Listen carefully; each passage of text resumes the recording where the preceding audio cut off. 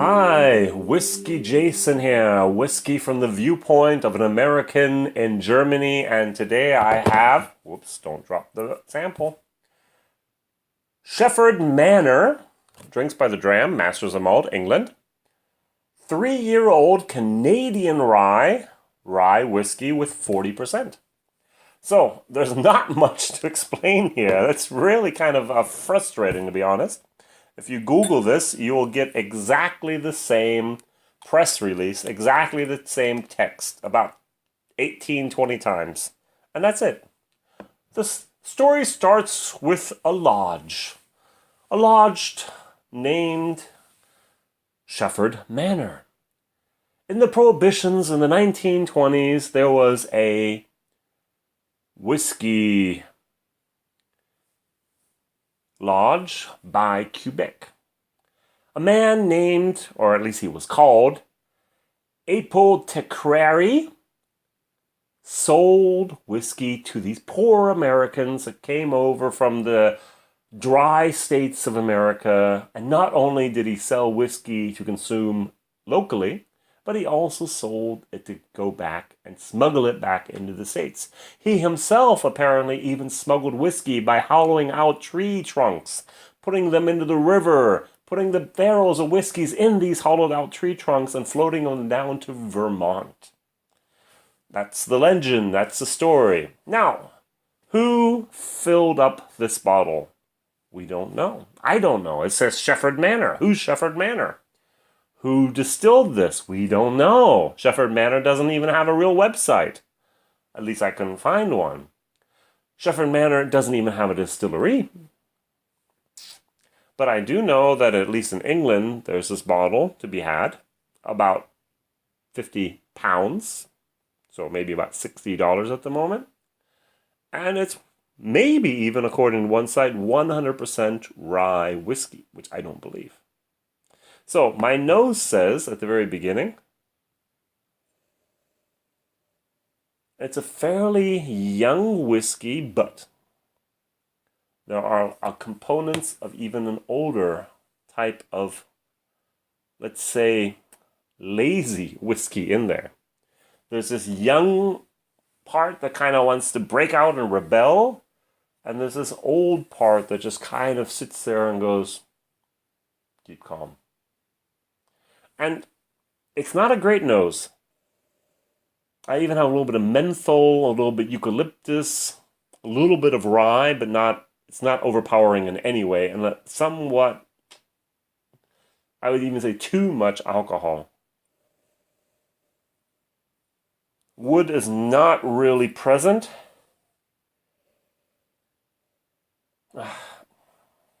Not a great nose. Great nose would be for me an Eagle Rare 17, a Glenfarclas 40. Even what I have here, Cooper's Choice blended grain Scotch whiskey, 50-year-old. This is gold, liquid gold in a bottle. Great stuff, really, really nice. 50%. Yummy, yummy. This stuff is 40%, and when I put it in my mouth, I taste it, I would say,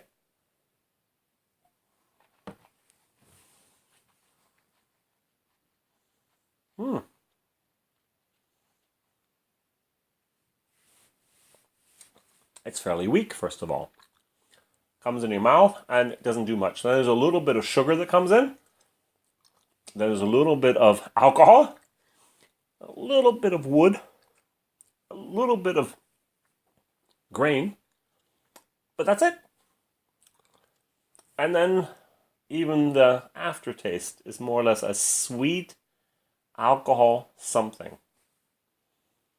It's not what I want. It's not what I expected. I think I paid €6, €7 for something like this, for this little 3cl sample from the UK to be sent over to Germany here. 3 years wasn't enough. It needs more wood. It needs more time. And also the distillant, the white dog, doesn't really bring the flavor with it that it needs to interact with the wood to create a great rye whiskey. No way in the world is this 100% rye. I barely would say that it's 51% rye. And that's really one of the problems that we have with Canadian whiskeys, that we don't know. We don't know if it's really more than 51% rye. Put rye whiskey on it, even if it's less, according to my knowledge. So, we don't know. My recommendation is don't touch the Shefford Manor. Don't buy it. Don't try it. Believe me, it's not worth it. It was interesting. I was on a little chat a couple of weeks ago, and it had to do with the Scotch test dummies. And someone said, the Scotch test dummies never warn about buying something. They never say they dislike it. They only have positive reviews. And I typed in, I said, I think I have about 10 to 20% of my reviews are don't buy it. It's a D minus or worse. It's a C minus or worse. It's not worth the money. And even Ralphie doesn't usually do that, but I do. Maybe it's the German in me coming through that says there's always something to criticize. But I think it's only fair.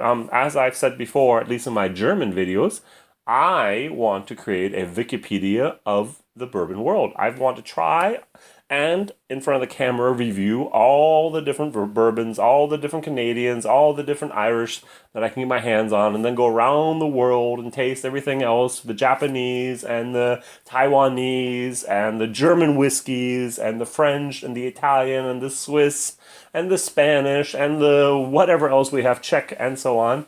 And then finally, someday, hopefully before 2019, probably around Christmas 2018, if I get lucky, I'll finally make my way to Scotch whiskey. And then I'm going to try about 300 different Scotch whiskeys before I finally can say, hey, Jason knows what he's talking about. Which would mean that I would have up to about 800, 900 videos online tasting individual separate products and also sometimes with a challenge and tasting them, comparing them, and also reviewing them. So, my review for Shefford Manor, and that's one of the things I do, is I only review things in English I cannot find anyplace else. I couldn't find it, therefore I review it. No. 3-year-old, 40%, not my world, and I cannot recommend it. Thank you for watching. WhiskyJason here. Thank you very much. Please comment. Please tell me what I'm doing right, doing wrong. If you are in the European Union, I can actually send you some of my samples. The postage outside of Germany is going to be about 20 euros. But if you order more than a kilo or 2 or 3 of samples, like this, or like this size, or even this size, it might actually, well, they're actually 3CL. These are my bottles for that. They might actually be worth it for you before you buy the entire bottle and don't know what it tastes like. And then you can buy the bottle and say, hey, that was good, or no, we don't want it. So that's one of the services I offer. Please contact me at whiskyjason@gmail.com. Thank you very much. WhiskyJason here. See you soon. Bye-bye.